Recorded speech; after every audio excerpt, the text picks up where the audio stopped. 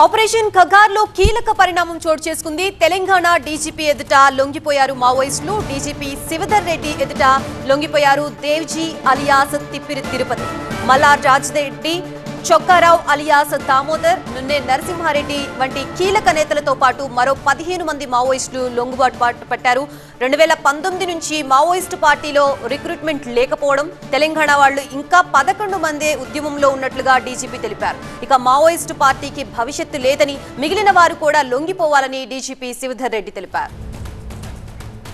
తెలంగాణలో మావోయిస్టు ఉద్యమం దాదాపు ముగిసింది. ఉద్యమంలో కీలకంగా ఉన్న అగ్రనేతలు దేవ్జీ, మల్లార్ రాజ్రెడ్డి పోలీసుల ముందు లొంగిపోయారు. తెలంగాణలో ప్రారంభమైన మావోయిస్టు ఉద్యమం తెలంగాణలోనే చివరి దశకు చేరిందన్నారు డీజీపీ శివధర్ రెడ్డి. 2019 నుంచి మావోయిస్టు పార్టీలో రిక్రూట్మెంట్ లేదని, కొందరు రిక్రూట్ అయినా బయటికి వచ్చేశారని చెప్పారు. రాష్ట్రానికి చెందిన వాళ్లు 11 మంది మాత్రమే ఇంకా మావోయిస్టు ఉద్యమంలో ఉన్నారని, వాళ్లు కూడా అజ్ఞాతం వీడి లొంగిపోవాలని పిలుపునిచ్చారు. తెలంగాణలో మొదలైనటువంటి ఈ ఉద్యమం తెలంగాణలోనే ఆఖరి స్థాయికి వచ్చినట్టు కనిపిస్తుంది. సిపిఐ మావోయిస్టు పార్టీ అత్యంత సీనియర్ నాయకుడు అయినటువంటి పోలిట్ బ్యూరో సభ్యుడు, central military commission Thippiri Tirupati alias Devji alias Kumudada, అట్లానే సెంట్రల్ కమిటీ సభ్యుడు సీసీఎం అయిన మల్ల రాజిరెడ్డి ఎలియాస్ సంగ్రామ్, వీళ్ళిద్దరితో పాటుగా రాష్ట్ర స్థాయి చెందినటువంటి తెలంగాణ రాష్ట్ర కమిటీ కార్యదర్శి బడే చొక్కారావు ఎలియాస్ దామోదర్ ఎలియాస్ జగన్, మరియు రాష్ట్ర కమిటీ సభ్యుడు స్టేట్ కమిటీ మెంబర్ అయినటువంటి నూనె నరసింహారెడ్డి ఎలియాస్ గంగన్న ఎలియాస్ సన్నుదాదా కూడా అజ్ఞాతాన్ని వీడి బయటికి వచ్చినారు. వారికి మేము అభినందనలు తెలుపుతున్నాం. తెలంగాణకు సంబంధించినంత వరకు మనకు 11 మంది తెలంగాణలో పుట్టి పెరిగిన 11 మంది ఇంకా అజ్ఞాతంలో ఉన్నారు. వాళ్ళు కొంతమంది ఆల్రెడీ మాకు టచ్లోకి వచ్చినారు. వాళ్ళు కూడా పిలుస్తున్నాం, తొందరగా బయటికి రమ్మని చెప్పి. 1983లో మావోయిస్టు పార్టీలో చేరిన దేవ్జీ అలియాస్ తిప్పిరి తిరుపతి 43 ఏళ్ల తర్వాత అజ్ఞాతం వీడారు. మావోయిస్టు సెంట్రల్ కమిటీ మెంబర్గా పనిచేస్తున్న దేవ్జీ అనారోగ్యం కారణంగా జనజీవితంలోకి వచ్చారని చెప్పారు. తాను వ్యక్తిగత జీవితం కోసం ఉద్యమం నుండి బయటికి రాలేదని, ఇకపై రాజకీయ జీవితం కొనసాగిస్తానని స్పష్టం చేశారు. అనారోగ్య కారణాల రీత్యా నేను రహస్య జీవితాన్ని వదిలి బహిరంగ జీవితంలోకి రావాలని నిర్ణయం తీసుకున్నాను. అది వ్యక్తిగత జీవితాన్ని కొనసాగించడం కోసం మాత్రం కాదు అనేది స్పష్టం చేయాలనుకుంటున్నాను. ప్రజల సమస్యలపైన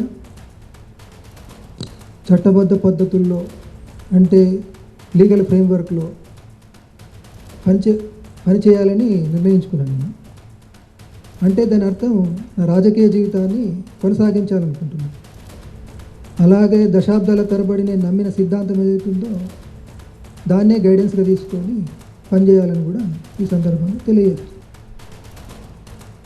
పార్లమెంటరీ సిస్టంలోకి వెళ్లాలనేది తన ఉద్దేశం కాదన్నారు మల్లార్ రాజిరెడ్డి అలియాస్ సంగ్రామ్. పార్లమెంటరీ సిస్టంలోకి పోవాలనేటువంటిది మా ఉద్దేశం అయితే కాదు. ఇవాళకి ఆలోచించుకున్నటువంటిది ప్రజాస్వామిక హక్కుల కోసం ఎన్నో పోరాటాలు జరుగుతున్నాయి. ఆ పోరాటాలను సంఘటితం చేయడం కోసం ప్రజాస్వామిక చట్ట పరిధిలోనే మేము పనిచేస్తామనేది ఆలోచించాం.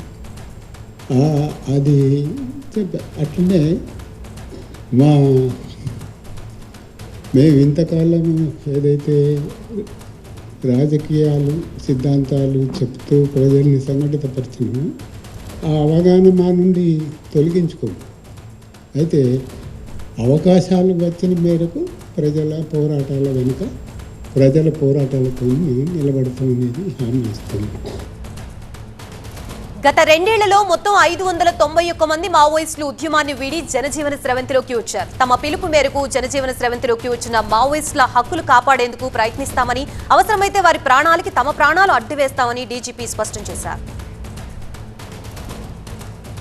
ఇదే అంశానికి సంబంధించి మనకి పూర్తి అప్డేట్స్ ఇవ్వడానికి మా బ్యూరో చీఫ్ విజయ్ సిద్ధంగా ఉన్నారు. విజయ్, డీజీపీ మావోయిస్టులకు సంబంధించి ఇంకే అంశాలను ప్రస్తావించారు, పూర్తి డీటెయిల్స్ ఏంటి?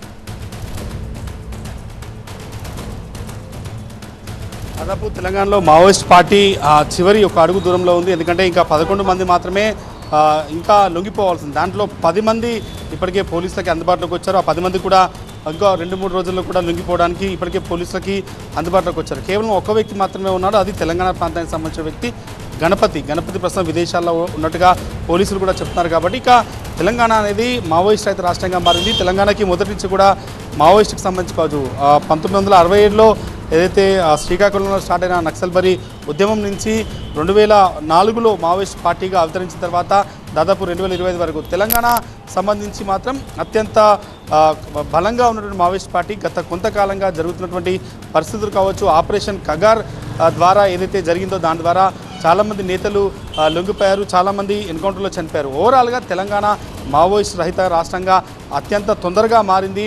నెల రోజుల సమయం ఇంకా మిగిలి ఉంది. దాదాపు మార్చి 31 ఆపరేషన్ కగార్కి ఉన్న డెడ్లైన్, సెంట్రల్ గవర్నమెంట్ ఇచ్చిన డెడ్లైన్ అది. కానీ ఆలోపే తెలంగాణలో దాదాపు అందరి ముఖ్య నేతల్ని ఈరోజు లొంగిపోయినటువంటి దేవుజీ ఆ పార్టీకి సంబంధించి అఫీషియల్గా ఎక్కడ కూడా ఆయన్ని పార్టీ సెక్రటరీగా చేయలేదు. కానీ ఒకవేళ పోలిట్ బ్యూరో మీటింగ్ జరిగి సెంట్రల్ కమిటీ మీటింగ్ జరిగి ఉంటే దేవుజీ ఆ పార్టీ సెక్రటరీ అయ్యేవాడు. అతను తెలంగాణ ప్రాంతానికి సంబంధించిన వాడు. 44 ఏళ్ల పాటు మావోయిస్ట్ పార్టీలో పనిచేశాడు. ఆయనతో పాటు లొంగిపోయిన మల్లారాజిరెడ్డి 40 ఏళ్ళ నుంచి మావోయిస్ట్ పార్టీలో అత్యంత కీలకంగా ఉన్నారు. ఈరోజు లొంగిపోయిన 4 వ్యక్తులు కూడా అత్యంత కీలకం. ఇంకా మిగతా 2 బడే చొక్కారావు అలియాస్ దామోదర్ తెలంగాణ ప్రాంతానికి సంబంధించి ములుగు ప్రాంతానికి సంబంధించినటువంటి వ్యక్తి, ఆయన తెలంగాణ సెక్రటరీగా ఉన్నారు. ఆయనతో పాటు లొంగిపోయినటువంటి నిన్న రాజిరెడ్డి కూడా తెలంగాణ ప్రాంతానికి సంబంధించిన వ్యక్తి కాకపోయినప్పుడు కూడా గుంటూరు జిల్లాకు సంబంధించిన వ్యక్తి అయినా కూడా ఓవరాల్గా తెలంగాణ బాధ్యతలు చూసిన అందరూ కూడా లొంగిపోయారన్నది ఈరోజు డీజీపీ చేసిన సారాంశం. కేవలం ఒక్క అడుగు దూరంలోనే తెలంగాణ మావోయిస్ట్ రహిత రాష్ట్రంగా మారేందుకు రెడీ ఉంది. ఆ ఒక్క వ్యక్తి కూడా దొరికితే తెలంగాణలో పూర్తి స్థాయిలో మావోయిస్టులు లేరు. ఇక తెలంగాణలో మావోయిస్టులకి ఎట్లాంటి ఛాన్స్ లేదు. 2019 నుంచి కూడా ఒక రిక్రూట్మెంట్గా జరగలేదు అనేది డీజీపీ చెప్పారు. కాబట్టి అతి త్వరలోనే తెలంగాణ రాష్ట్రం మావోయిస్ట్ రహిత రాష్ట్రంగా మారబోతుంది.